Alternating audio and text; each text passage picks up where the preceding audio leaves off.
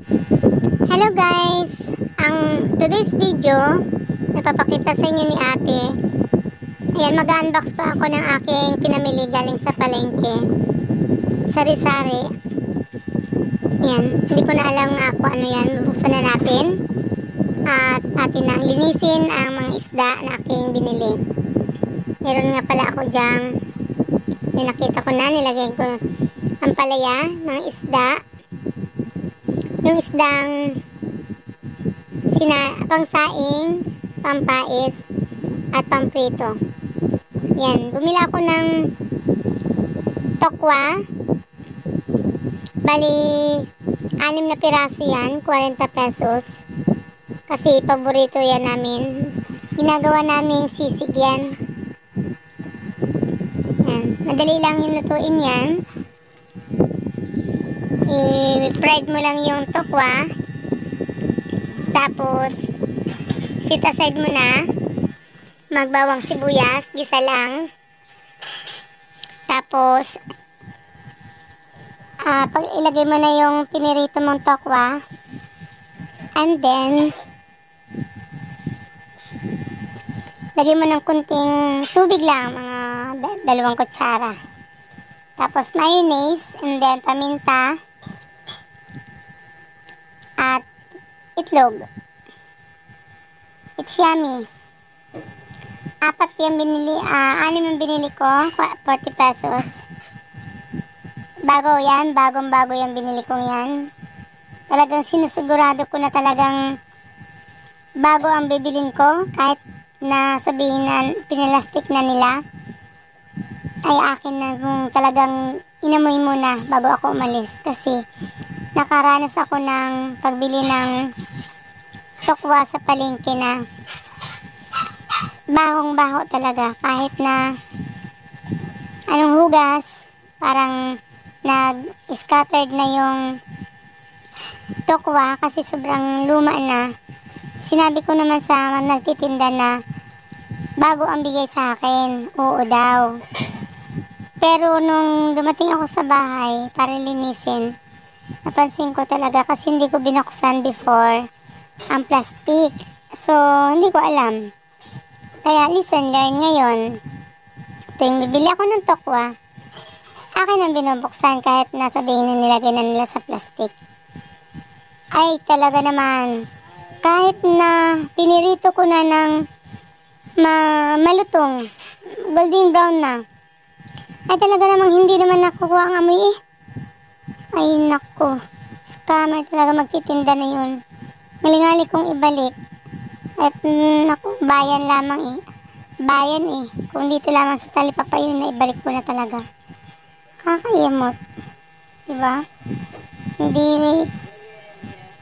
Hindi mo pinulot yung perang pinambili na yun basta-basta. Hindi mo yun pinagpulutan lang diyan. Pinaghirapan mo yun. Tapos ngayon, pinagtrabahuan mo yun ng ayos. Tapos ngayon, ibibili mo ng nagbabayad ka ng tama. Tapos ibibigay sa'yo. Hindi mo makain sa sobrang baho. Ay nako. Talagang dalang-dala na talaga ko doon sa tindahan na yun. Hindi na talaga ako bibili doon. Baho ng kanyang tokwa. Ayan guys, kaya nanigurado na talaga ako. Lagi ng bago yun na bibili ko ang tokwa. Ayun guys, meron tayong pampais dyan isda. And then yan, ang palaya. Akin po siyang gisa lang sa kamatis at talong. Yung talong, hehe, talong. Itlog. Yan, itlog. Pasensya na kayo guys. Lindat na talaga. Antok na. Ayan ang na yan, tanasya yan, yung kulay brown na nilinisan ko. Pamprito yan. Mas malaman yan kaysa sa tilapia. Ay naku, hindi ako nabiling tilapia. Yan, tanasya na yan ay ibabad mo lang yan sa pwede sa suka na may bawang, na may paminta, asin, yun lang. Mas bet ko yan. Malutong ang pagkakaluto. Pero Mga bata naman ay gusto yung may arena talagang naka-coated na arena. Ayan. Gusto nila yun. Ayan. Ilinisin muna natin guys ang ating isda na yan bago natin ilagay sa freezer. Ano na yan? Balot-balot na yan. Para once na lulutuin na ay kuha na lang ng kuha. Hindi na yung frozen na nga tsaka mo pahatiin. Hindi maganda yun. Bilang tips sa matipid sa kuryente, ayan, kailangan ay bago mo lagay sa freezer, malinis na at naka plastic na talaga siya. Hindi siya amaksa sa kuryente kasi kuha ka lang ng kuha.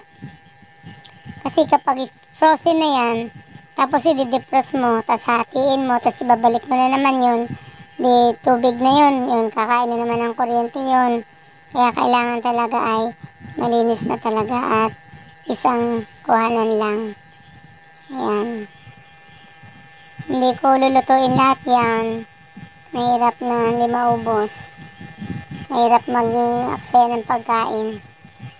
Kailangan tipid-tipid. Tipid-tipid. At mahal ang bilihin. Mahirap maghanap ng pera.